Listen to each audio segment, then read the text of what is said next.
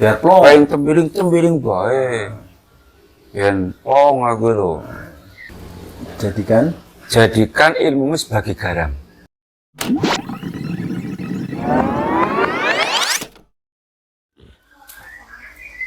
Assalamualaikum Gus. Waalaikumsalam.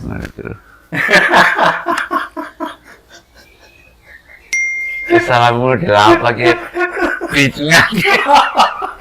Yang penting kan bersentuhan Gus. Ulangi lah. Sensitif sekali. Saya Gus ngopi dulu lah. Ben nopo kepiar ada bedanya gitu. Begini Gus, ini lagi wah namanya viral tentang nopo di daerah sana itu tertentu, di daerah Indonesia saja. Dendam bahkan sampai penghilangan nyawa gitu. Nah, artinya sekarang kok banyak orang gampang sekali melakukan dendam atau melakukan hal-hal yang di luar kendali. Nah, itu trik-triknya itu dari kalangan para alim ini gimana Gus untuk memanage rasa sakit hati. Misalkan kita disakiti orang, tidak mudah terkena hawa nafsu setan gitu. Ya, yang pertama saya mengucapkan bela sungkawa lah ya. Atas kejadian yang menimpa saudara kita di daerah Jawa Timur ya. Saya ikut bela sungkawa yang mendalam, ikut prihatin juga lah. Itu menunjukkan bahwa pentingnya menahan emosi. Penting sekali. Bahkan termasuk salah satu tanda-tanda orang yang takwa. Menahan emosi. Itu menahan emosi. Saya teringat dengan sebuah ayat, wasari'u ila maghfiratin min rabbikum wa jannatin 'arduhas samawati wal ardh wa iddatil muttaqin alladzina yunfiquna fis sarra wad dharra wal kadhiminal ghaidh. Orang-orang yang bisa menahan emosi. Ini salah satu daripada tanda orang yang takwa. Ada ketakwaan dalam dirinya. Iya. Jadi kalau orang nggak bisa menahan emosi, itu berarti dia belum kategori al-muttaqin. Lanjut kan? Lanjut. Jadi orang yang menahan emosi itu kategori muttaqin atau yang bertakwa. Jadi kalau orang yang nggak bisa tahan emosi itu dipertanyakan ketakwaannya. Betul. Bukan KNU-nya ya. Bukan. Jadi anak-anak kayak gitu, sing salah kaprah. Aku emosi, kepengen apa? Lambiasnya baik. Biar plong. Paling tembiring baik. Yen plong aku lho. Ben ora jadi ganjelan. darah tinggi kan. Ucapan sing ora bener. Karena jelas menentang Quran. Harus ditahan. Menahan emosi justru termasuk tanda orang yang takwa. Saya kemarin sempat lihat juga komentarnya si pelaku itu kan. Dia menyesalkan dapatnya apa sekarang. Kalau saya sekarang di sini, kemudian korbannya meninggal, saya dapat apa sekarang? Menyesal. Kalau tahu begini, saya nggak akan meladeni emosi dia. Saya nggak akan meladeni. Nah, persoalannya yaitu tadi dari kekaprahan di masyarakat. Menahan emosi aja ditahan emosi malah jadi sakit. Iya, itu salah satu ucapan atau apa mitos apa ya yang keliru menurut saya. Tapi kan nahan emosinya bagaimana supaya dia nahan emosi yang sesuai Nah, syar'i. cara menahan emosi itu menurut Rasulullah SAW, emosi kan dari setan. Iya. Setan diciptakan dari Api. api. Maka kalau kita emosi supaya wudhu, Berarti wudhu, apinya dipadamkan oleh air wudhu. air wudhu. Pertanyaannya, Iya. lo lagi tukaran kon Wudhu. dadak wudhu kok berwudhu kan ya gue. Ucapan. Ya kalau nggak bisa wudhu karena situasi atau gimana, seandainya lagi berdiri supaya duduk itu untuk meredam. Masuk. Seandainya Duduk lagi emosi, duduk turun. supaya berbaring. Ya itu betul loh. Iya. Saya nggak ngarang itu ada keterangannya, bukan ngawur saya. turun bareng. Iya, betul. Iya. Misalnya yang saya lagi bahas masalah warisan misalnya. Biasanya kalau perenungan ya, ini benar emosi, bahasnya ngatur. Siapkan tempat. Berwesi kepribadian. Yang gopok sekolah fatwa, kan main salah adem. Temenan. Betul itu. Kalau nggak betul. bisa wudhu lah ya turun Iya, turun. iya. Gitu. Minimal duduk lah ya. Minimal duduk. Nah sekarang emosi, ya. Emosi lagi duduk, langsung berdiri, itu jadi. Iya.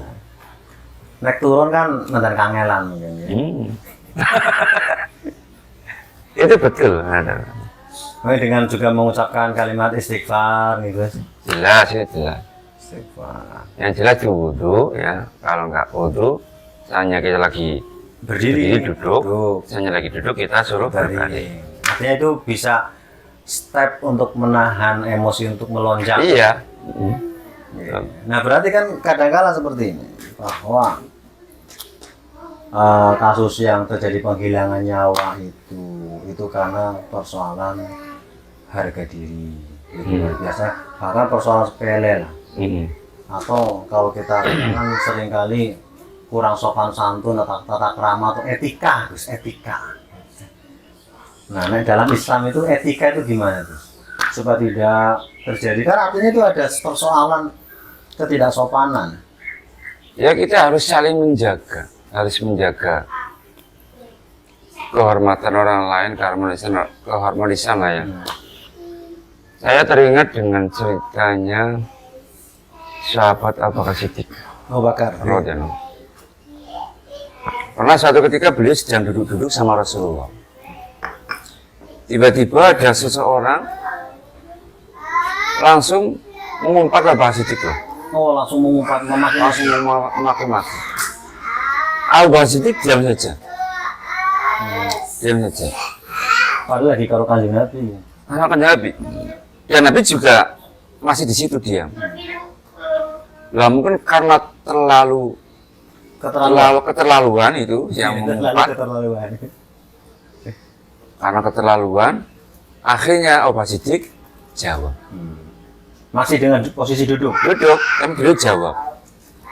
Lah begitu jawab, Rasulullah langsung pergi.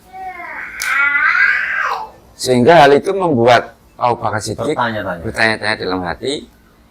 Kemudian keesokan harinya ketika bertemu dengan Rasulullah, beliau bertanya, ya Rasul, kemarin ketika saya diumpat oleh orang lain, ketika saya diam jenengan masih menemani saya. Tapi ketika saya jawab kok jenengan pergi. Apa jawaban Rasulullah? Ketika kamu diam, itu yang jawab malaikat. Ini perlu diingatkan ini. Jadi kalau kita lagi bertengkar, ya, entah kita itu betul atau salah, entah kita difitnah atau apalah ya. Oh, kita diam. Yang jawab malaikat. Yang jawab malaikat. Nah, yang semacam ini kan kalau tadi dijawab berarti yang jawab nafsu atau setan. Kalau nggak ada jawabannya, nggak ada jawaban, ya dicari. diam, nggak jawab. Ya dicari lah Gus. Aduh, aduh, aduh. Kalau nggak ada jawabannya dicari. mulai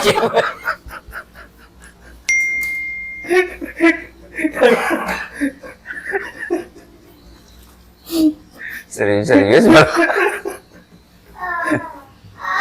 Yang jelas itu SDM masyarakat tentang bagaimana kita menahan emosi, tentang bagaimana caranya menahan emosi itu kurang. Edukasi dan Edukasi.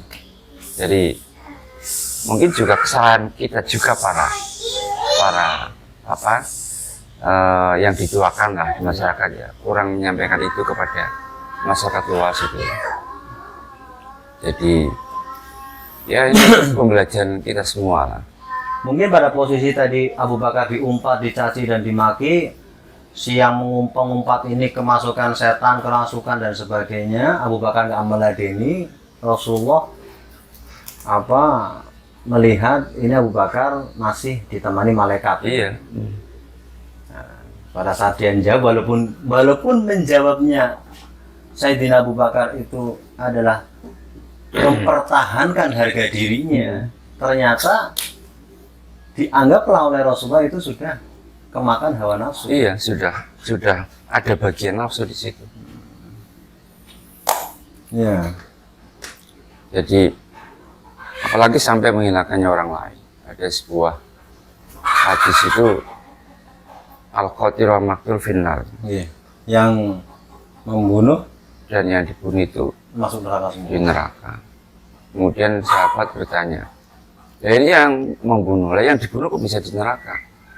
Iya, karena dia pun dalam hati punya keinginan untuk membunuh. Kalau posisi dibunuh tanpa tahu ya beda soal. Beda soal. Nah iya, persoalan tadi ya, harga diri. Oh, berarti pentingnya di masyarakat itu menjaga tentang adab nih Gus. Adab. Dalam Etika. kaidahnya apa Gus? Saya teringat dengan pesan Muassis Nahdlatul Ulama lah, yang Mbah Hasyim Asy'ari itu kan mengatakan ij'al ilmaka milhan wa adabaka daqiqan. Tanya dulu sama saya misalnya. Misalnya kita kesampaikan itulah. Wong seorang Rasulullah saja dalam hadis itu,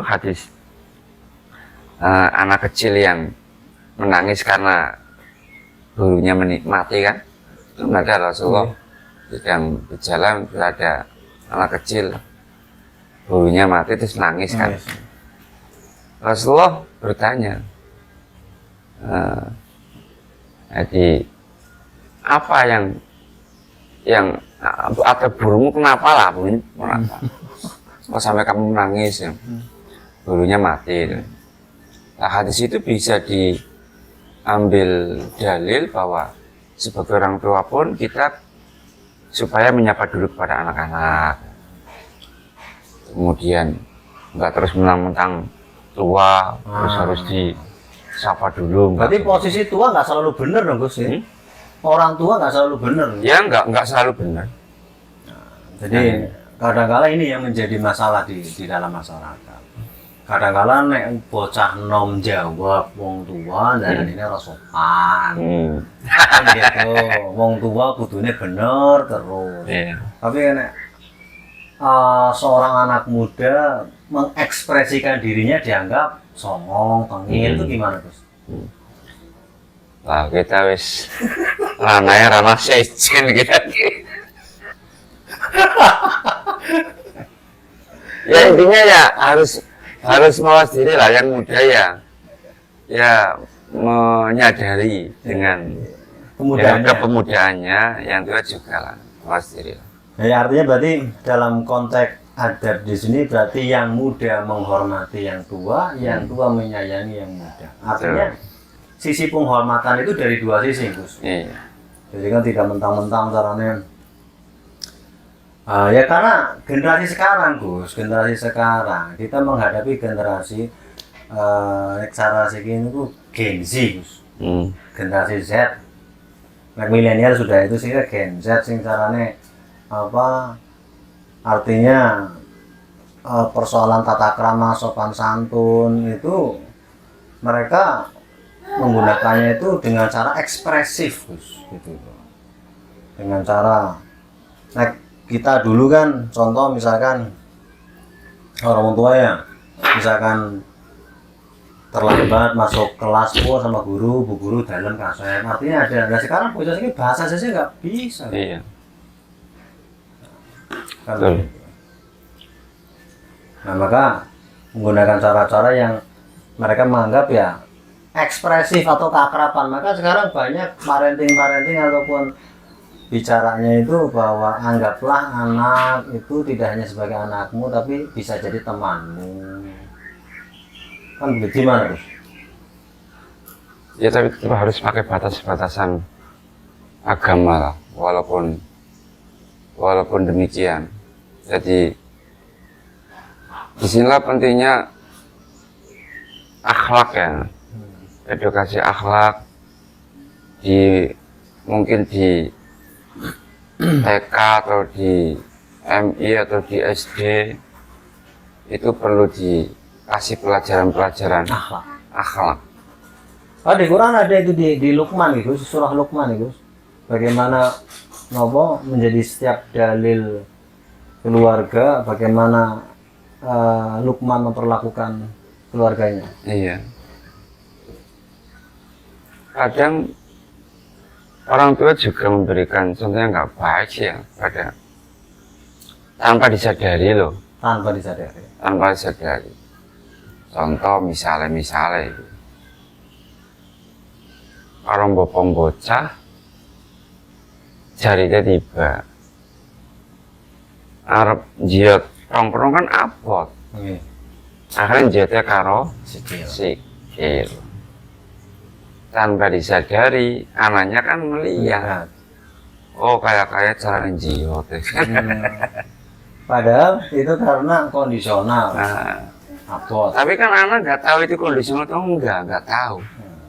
Yang mereka lihat adalah begitu caranya ngambil. Ya kan?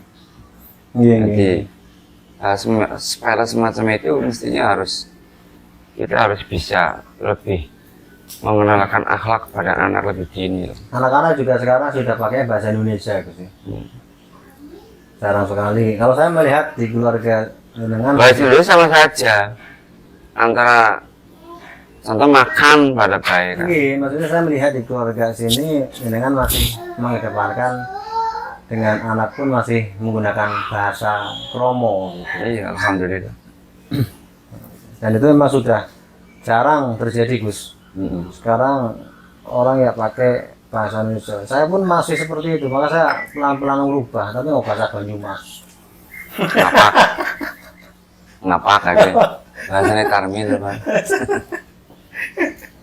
Ya intinya itulah, pokoknya kita harus bisa Memanage. menahan emosi. Caranya begitu, caranya kita kalau lagi emosi kita wudhu, ambil air wudhu. Kalau lagi berdiri kita duduk. Kalau lagi duduk masih emosi kita berbalik. Paling itu untuk menjadi. Berarti kan kesimpulannya persoalan bunuh-membunuh dua-duanya masuk neraka itu. Iya. Karena saling berusaha. Dan melayani seseorang yang dengan emosi tinggi lebih baik diam saja. Ya, diam. Kalau menjawab malah sudah termakan oleh Nafsu. Iya.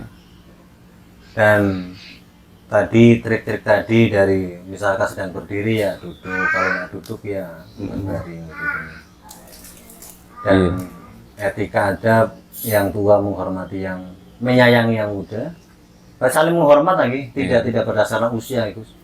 Iya. Jadi usia bukan menjadi patokan lebih tua harus lebih dihormati. Begitu, Iya. Ya bisa jadi. Lebih muda tapi karena ilmunya lebih tua ya. Wah, iya benar. Saya sepakat. Yang lebih muda ilmunya lebih tua. Begitu. Makasih, Terus Gus. sih tadi yang Apalagi? kait yang menahan emosi itu bukan hal yang biasa, tapi menjadi tanda-tanda. Oh, nggih. Jadi menahan emosi itu menjadi tanda ketakwaan. Karena Orang yang mutakin itu bisa menahan emosi. dan ini nggak biar kita saling sayang menyayang, Nggih, pripun? ya saling bersedekah, Oh, saling bersedekah. saling bahagia. Zaman dulu loh, sering lah kita jumpai misalnya mbok ayu duwe lombok apa orang yang nyambel orang di lombok. Tapi bisa Nah. besok ini 14 Februari bisa sedekah suara. Gus. Sedekah suara. Saling menjaga. Loh ya kan 14 Februari deh. Ini 14 Februari besok itu banyak orang hari apa ya Mas? Valentine ya. Nah, itu tadi ada trik Nggak sedekah. ada di Valentine, nggak ada lah. Oh, enggak ada ya? Gus? Yang kita itu hari marhamah. Oh, malam. Iya. Hari marhamah tiap hari. Jadi yang jelas soal adab tadi menjadi dasarnya adalah pangandikanipun Kiai Haji Hasyim Asy'ari muassis NU. Iya, Jadikan ilmumu seperti garam garam. dan adabmu seperti tepung. Kita harus lebih mengedepankan adab daripada ilmu kita. Banyak orang yang dakwah ya, mengandalkan kealimannya, keilmuannya, Tapi hawa nafsunya tapi nggak pakai adab. Ya, nggak masuk. begitupun di dalam rumah tangga nek padu karo bojone sing lanang meneng baik kuwi tanda-tanda orang bertakwa. Pakai si koma. Ikatan suami takut istri kalau di rumah. Tapi kan bisa begitu, Gus. Orang bojo Ya meneng bisa, baik ya kan bisa. yang kepengen jadi wong bertakwa lah. Ya Domai bisa. bojo yang meneng baik. Iya. Sudah satu ya. Ngaten Gus, sehat selalu. Oke, amin. Semoga ini bisa diambil pelajaran oleh Muhyiddin Kiai Ikat bahwa menahan emosi adalah menjadi ciri orang yang bertakwa. Sampai ketemu di lain kesempatan, terus ikuti channel Kiai Ikat ini karena insya Allah dengan punya banyak manfaat dengan cara share itu menjadi mempererat tali persaudaraan kita. Share itu salah satu sedekah. Gus. Amin. Ya. Like and subscribe. Gratis ya. Oh, nah, siap. Assalamualaikum. Waalaikumsalam.